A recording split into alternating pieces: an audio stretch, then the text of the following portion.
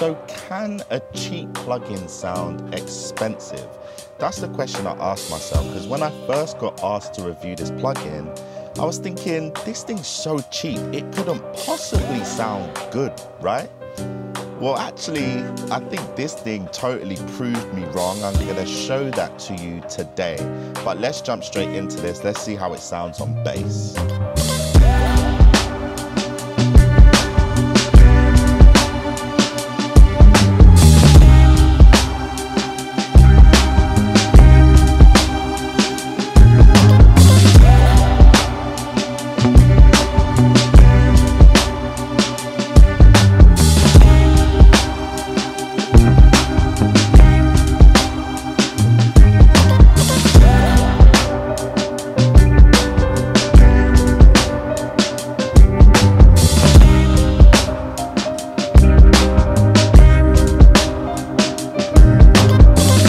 Now let's have a listen to how it sounds on drums.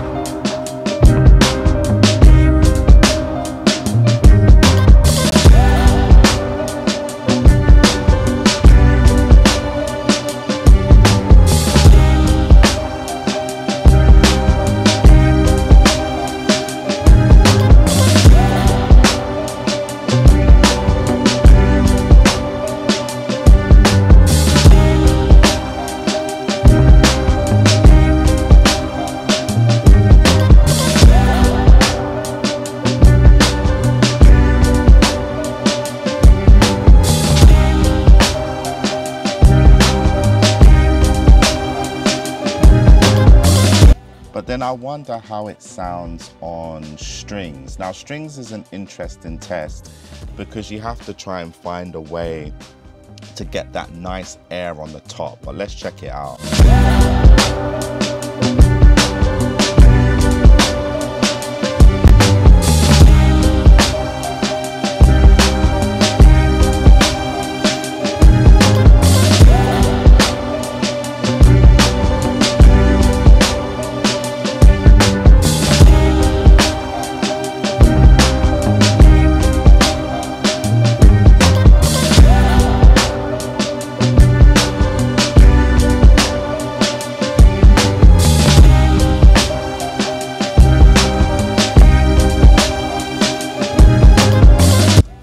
So far, that's feeling really good. I'm not gonna lie.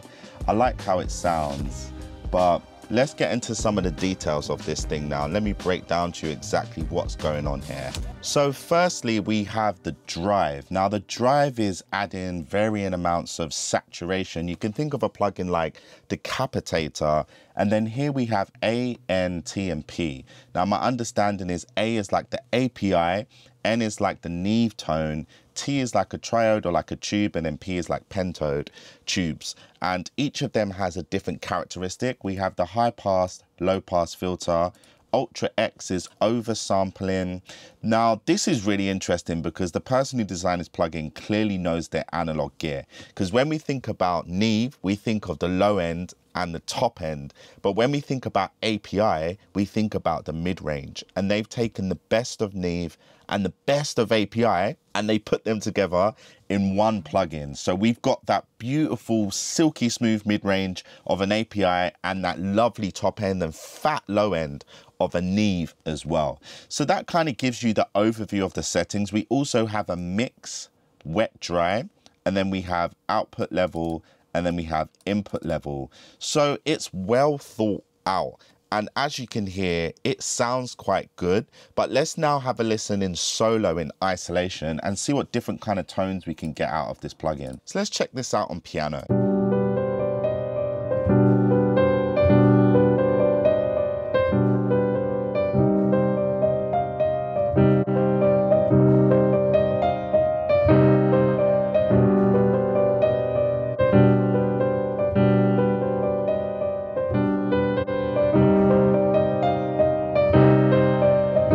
Now it's details like that that actually get me excited, because when I went from the A, which was the API, you had the tonality of that silky smooth mid-range, but when I actually went to the Neve, it almost sounded like there was a form of compression that was happening, which is very true to the transformers of Neves. When you run stuff through it, it just feels like it adds this energy sometimes. And look, pay attention, I'll do it one more time.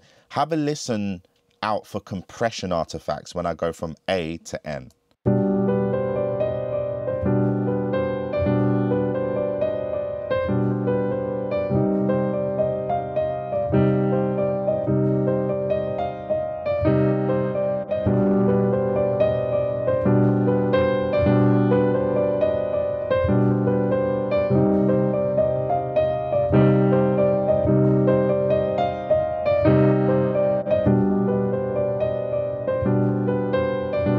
So as you can hear, it's not just adding saturation, but the saturation's then affecting the, I guess, the RMS level of that signal, and it's giving it a lot more feeling, a lot more movement. But now let's check out the T and see how that sounds. So we'll start with N and then go to T.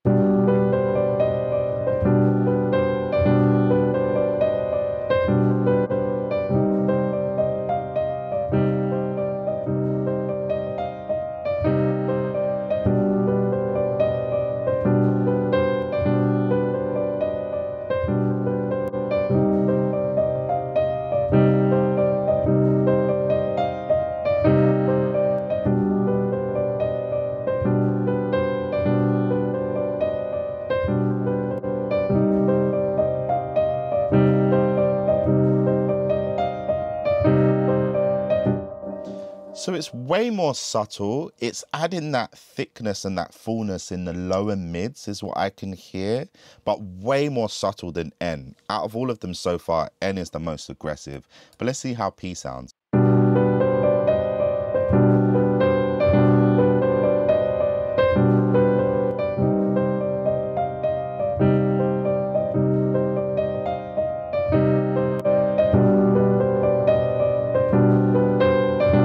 Now, if you pay attention to my meter levels around here, I know it's quite small to see, so I'll zoom into it, but I'm actually gaining volume perception-wise, but I'm not gaining volume in peak level, which is what you want with saturation. And you can really see that they've modeled that well.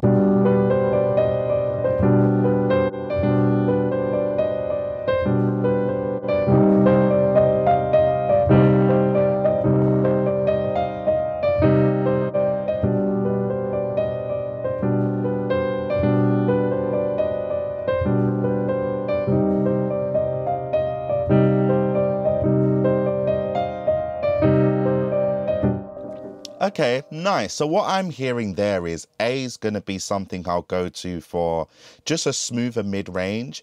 N's going to be something I go to on like basses or things that I want to add like audible saturation, borderline distortion to. T is just going to thicken up things like vocals, I reckon, that don't have a lot of body in them. P is going to be an alternative to T. But overall, they sound great. And you also have the oversampling down here as well, which when you click makes these things sound even better. A lot of times this doesn't translate across YouTube, but let's just go ahead and try out N, for example, with oversampling and see how that sounds.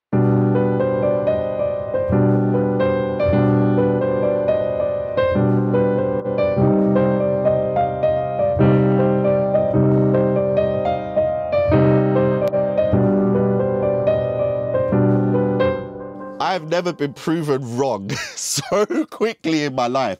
And I'm not editing this out because I genuinely didn't think it was going to add that much of a difference. But it took N from being something that was quite distorted and heavily saturated to something that actually sounded cleaner but fuller at the same time. So oversampling is definitely doing its job. Now let's have a listen to how some of these mid-range EQs sound on this piano.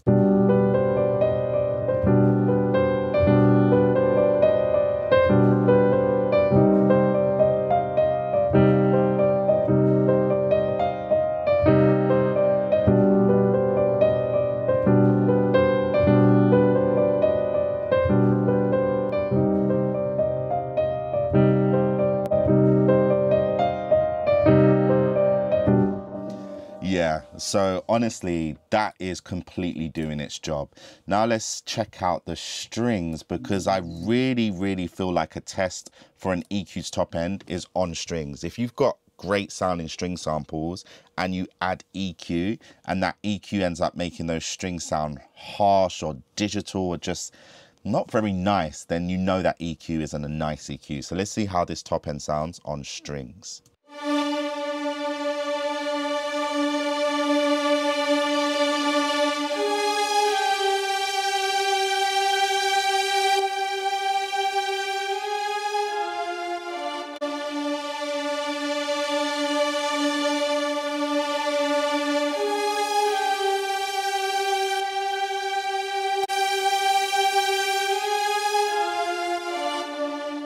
Beautiful top end. There's no other EQ to test on strings. Honestly, as long as the top end sounds great, that's the thing that matters. Now, I know you're all excited to hear how this thing sounded on bass, because even when I was playing around with this within the context of the mix, you just heard how much energy that thing added. But let's check it out again. I'll be interested to hear how N sounds on bass.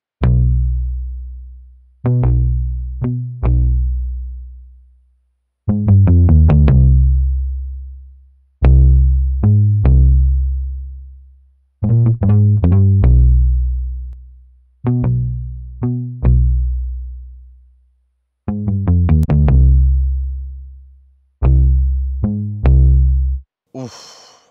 Now, for anyone who's going to be talking about meters, please check this level here without.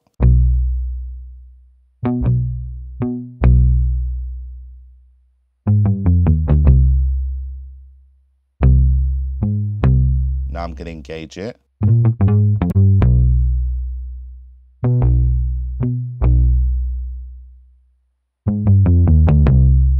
That's level match. Now bypass.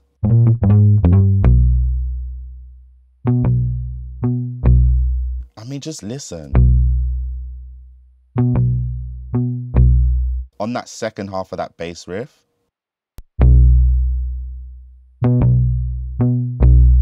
Now pay attention to that same section without.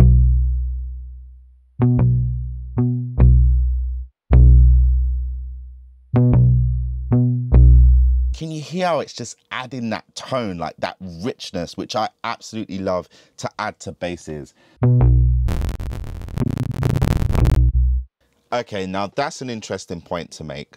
When I first got sent this plugin, I actually didn't bother doing any videos on it because I actually couldn't get this thing to play back because the CPU load was so intense that I couldn't even screen record and run the software, DAW, and all my plugins at the same time. So it was an impossibility to review it. However, I then got the email which said that they've actually now improved the CPU load, and I can say that they actually have. However, when I did engage the oversampling just now on N, you can see that I started to get some CPU spikes, and that is something to consider with this plugin, that as high quality as this does sound, you do have to consider that it is a CPU hog in that oversampling mode. But let's get back to how this thing sounds. So ultimately on basses, this thing sounds incredible. We already know that. Let's have a listen to how it sounds on these drums as well.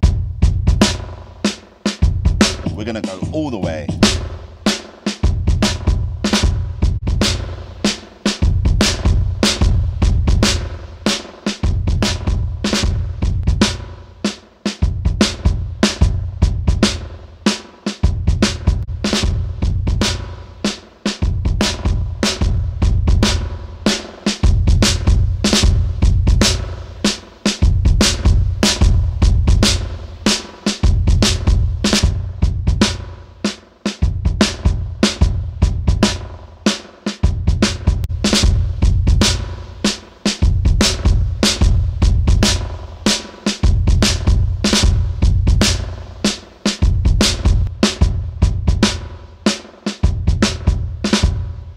Yeah, it's self-explanatory at this point.